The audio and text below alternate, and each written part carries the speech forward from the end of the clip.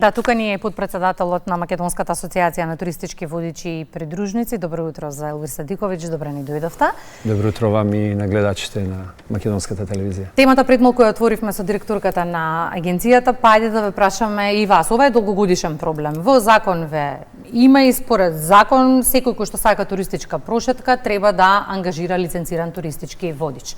Но во пракса тоа не функционира така, по однос на домашните. Воопшто не функционира, за жал, Кристина.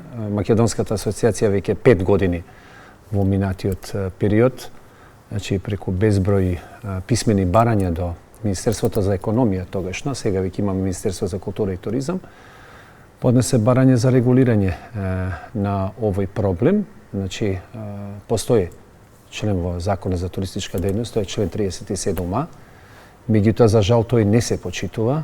Зошто не се почитува? Бидејќи во минатиот период не се знаеше воопшто, односно не можеше да се утврдат надлежностите, кој е надлежен на контрола врз странските водичи. Од кога веќе ние успеавме како асоциација да утврдиме надлежноста на кој може да врши контрола врз странските водичи, а тоа е Државната пазарна инспекција, побаравме повеќе пати преку безброј состаноци да се преземат сите тие мерки од нивна страна, да се санкционираат на лице место сите тие странски туристички водичи, меѓутоа до ден денеска тоа воопшто не се спроведува, за жал, ние како туристички водичи сме маргинализирани, оставени сме во еден агол, не сме заштитени воопшто од државата и се надевам дека во идниот период ние веќе разговаравме, па еве јавно ќе кажем, упативме и барање до премиерот на владата на Република Македонија, во кој бараме да се реши овој проблем, а во исто време да се реши статусот на туристичките водичи. Директорката Стефановска посочи и идеја за туристичка полиција. Колку ова би завршила работа?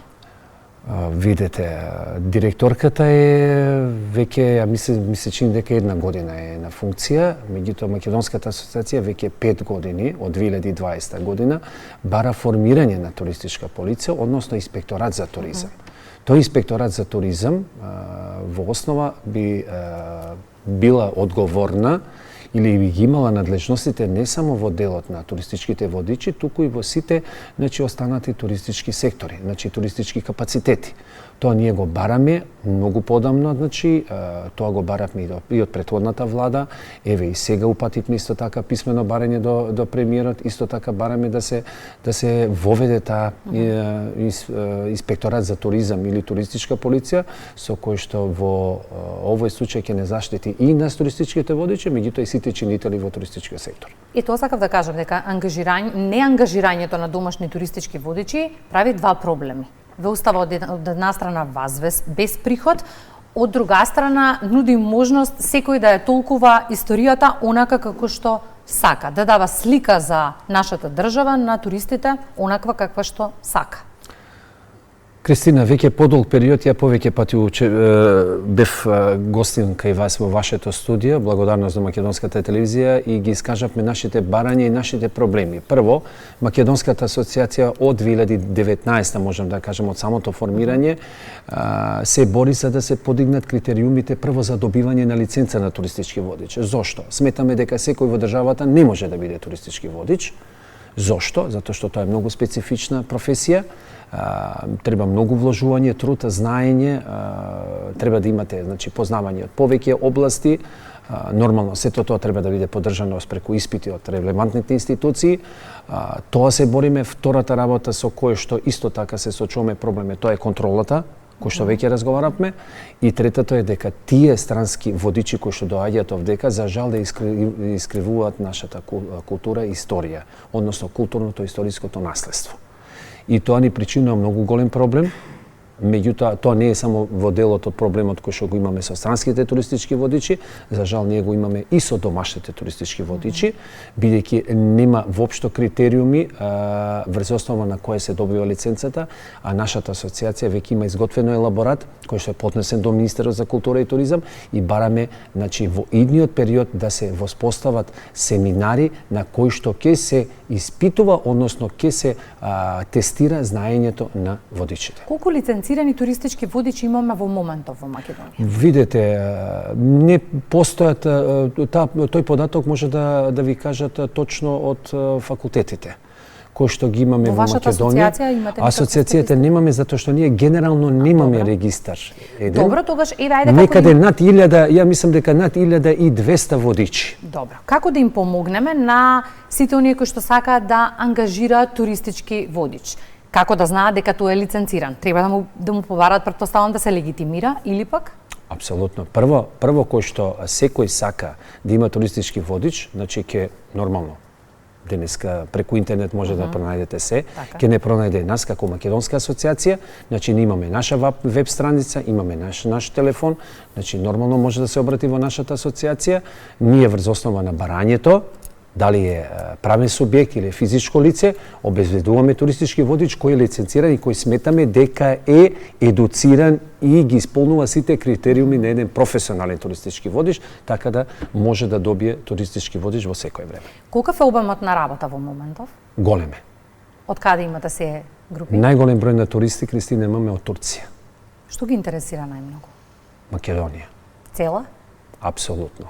Културното, значи пред се духовно, културно, историско наследство на нашата држава и навистина се воодушевени од убавината, како туристички пратител можам да кажам, кој што работи со тие тури, еве подолг временски период, можеме да кажеме, поминуваме сите бивши југословенски републики, во моето представување и презентирање на тие држави, а секако својата татковина Македонија, секогаш му патувам прашање, кажете ми која од сите овие бивши југословенски републики, која најповеќе ви се допадна, сите доаѓаат до таа констатација, кажуваат Македонија, пред се Охрид, а и Скопје.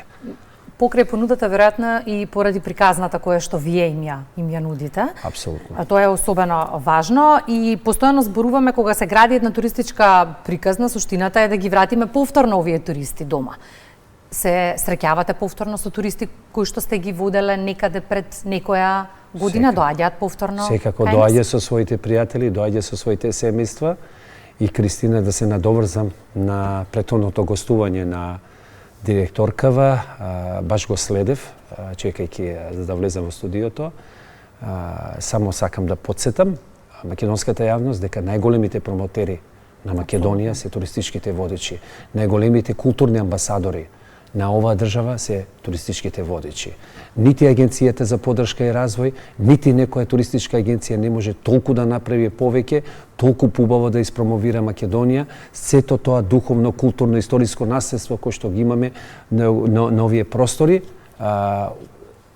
освен, значи, водичите кои што навистина се најголеми промотери, и јас мислам дека во градењето на стратегијата во идниот период, Агенцијата за поддршка и развој треба да ги вклучи туристичките водичи. Јас тоа повеќе пати го спомнав и на директоркава, бидејќи ние најповеќе имаме искуство, ние знаеме како стојат работиве на терен и секако дека тоа ќе го доколку сакаат да добијат совети и да е подобра таа стратегија во туризам, тогаш треба да ни се обратат. Тука ќе се задржам. Ја знаете работата на терен. Бидејќи знаете како стојат работите, во кој сегмент најмногу треба да се инвестира покрај туристичките водичи и работата на туристичките водичи? Што треба најмногу да унапредуваме во однос на понудата? Вака, значи имаме пред се во градењето на стратегијата треба да се направи едно скенирање комплетно, значи скенирање на целата територија на Македонија.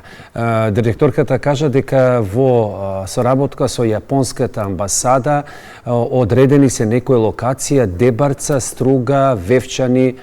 Воопшто не се сложувам со тоа, Кристина. Зашто? Акцентот треба да се даде. Значи Македонија не е Вевчани, Струга и Охрид. Значи, но да се почне од некаде мора. Апсолутно дека треба да се почне од некаде, меѓутоа ние имаме толку прекрасни убави значи региони во Македонија. Значи треба да се даде акцент на тој рурален туризам. Треба да се даде акцент на тој верски туризам. Треба да се даде тој акцент значи на тој екотуризам кој што го имаме во Македонија. Значи банјски туризам. Ние колку имаме познати бањи во Македонија, а воопшто инфраструктурно патишта не се изградени до нив. Значи ние треба да се направи една сеопфатна стратегија која што ќе ги вклучи сите овие значи алтернативни форми можам да кажам во туризмот, да се изгради една стратегија која што ќе навистина ќе донесе многу бенефит не само за државата, туку значи и за локалната самоуправа. 2026 очекуваме стратегијата, директорката на агенцијата види дека ќе бидат консултирани сите страни кои што се неопходни во ова приказни, се надеваме дека ќе биде така. Во меѓувреме ги споминавме за крај на разговорот, ги споминавме странските туристи. Да. Ве бараат ли домашните туристи за тура? Има ли интерес од дома, од нашите луѓе? Прва за стратегијата, што спомнавте, Кристина, да се надевам. Ќе го памтам разговорот и гостувањето кај вас во емисијава, да видиме дали директорката ќе ги повика туристичките водичи да учествуваат во таа стратегија. Домашните гости не. Меѓутоа, Македонската асоциација, ви знаете, секоја година на 22 февруари организира бесплатен разред на градот Скопје, Битола, Охрид по повод Светскиот ден на туристички водачи. Кој го следиме потом секоја година. Така да, ете, секогаш нема некој голем интерес, меѓутоа најголемиот интерес е од странските туристички значи агенции и туристички групи. Ја следиме туристичката сезона, паралелно со институциите, но паралелно и со вас туристичките водичи, ќе ги слушаме советите на секој поединечно, ќе анализираме за да напредуваме. Ако сакаме да не биде, мора да се слушаме, нели? Секако. Благодарам многу за гостувањето во Ми благодарам на Македонија. поканата.